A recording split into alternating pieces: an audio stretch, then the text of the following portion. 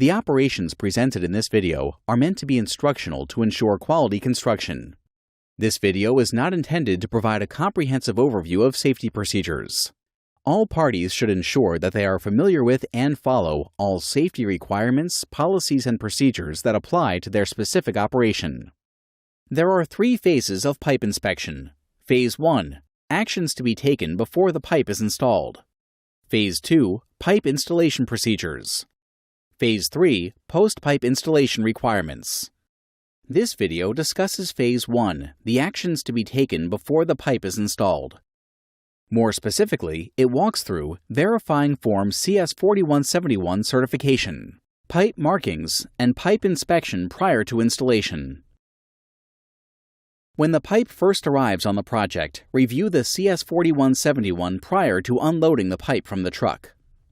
On the CS4171, review the following. Ensure the county, state route, segment, and ECMS number listed are correct. This ensures the pipe was delivered to the correct project. Review the manufacturer of the pipe. Review the lot number or numbers and the pipe markings. Note if the pipe contains iron or steel. If the pipe does contain iron or steel, ensure either identifiable steel or unidentifiable steel is marked. Unidentifiable steel will need to be selected whenever the pipe does not receive in-plant inspection. For unidentifiable steel, a mill test report must accompany the certification. Generally, concrete and metal pipe will have unidentifiable steel. Review that all signature information is completed. This includes the company name and the name, signature, and title of the person certifying the material. For standard design concrete pipe, the metal wire used in the pipe will need to have mill certifications. For metal pipe, the material itself used to manufacture the pipe will need mill certifications. Ensure that the mill test report has the following. The customer of the mill test certification report is the same as the manufacturer of the pipe. The report indicates all material was melted and processed in the United States. The heat lot number of the mill test report is the same heat lot number indicated on the CS4171. After reviewing the CS4171 and applicable mill test reports, match the CS4171 information with the markings on the pipe. For concrete pipe markings, the following information needs to be legibly marked on the inside of the barrel for every section of pipe. Designated pipe internal diameter in inches. Designated either Type A, heavy duty, or Type B, standard duty. Designated installation type, S, standard installation, or SH, shoring trench box installation. Maximum fill height in feet, minimum fill height in feet. The date of manufacture. The name or trademark of the fabricator and the identification of the plant. All standard design pipe must have an American Concrete Pipe Association ACPA QCast or National Precast Concrete Association NPCA stamp. All special design pipe must receive in-plant inspection and an inspection stamp. Special design pipe is generally installed in deep fill situations. For metal and thermoplastic pipe, the following information needs to be legibly marked on every section of pipe. Pipe internal diameter in inches.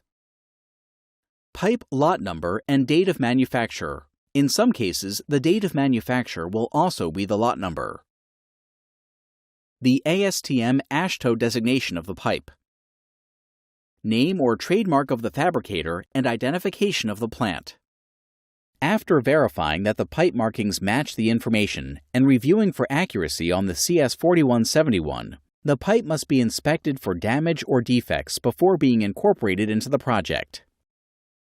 Damage to thermoplastic or metal pipe is usually noticeable and cannot be repaired in the field. Therefore, rejecting these sections of pipe is less complicated.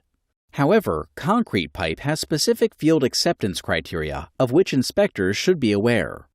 This criteria is listed in the Project Office Manual, Section C.6.7. The acceptance rejection criteria is very detailed and may be difficult to understand. Any questions regarding damage to pipe in the field, as well as pipe repair procedures, should be directed to the Bridge Design and Technology Division's Structural Materials section. If damaged pipe is sent to your project, the findings must be documented. Complete Form TR-800 Structural Materials Quality Comment Sheet and send a copy into the Bridge Design and Technology Division Structural Materials section. On this form, document the condition of the pipe with any notes and pictures detailing the cause for rejection. Also, be sure to document the pipe producer, pipe markings, location, and the delivery date associated with the rejected pipe. Along with completing Form TR-800, document the rejected pipe on Form TR-455, Disposition of Failed Materials. The following documents provide further reference.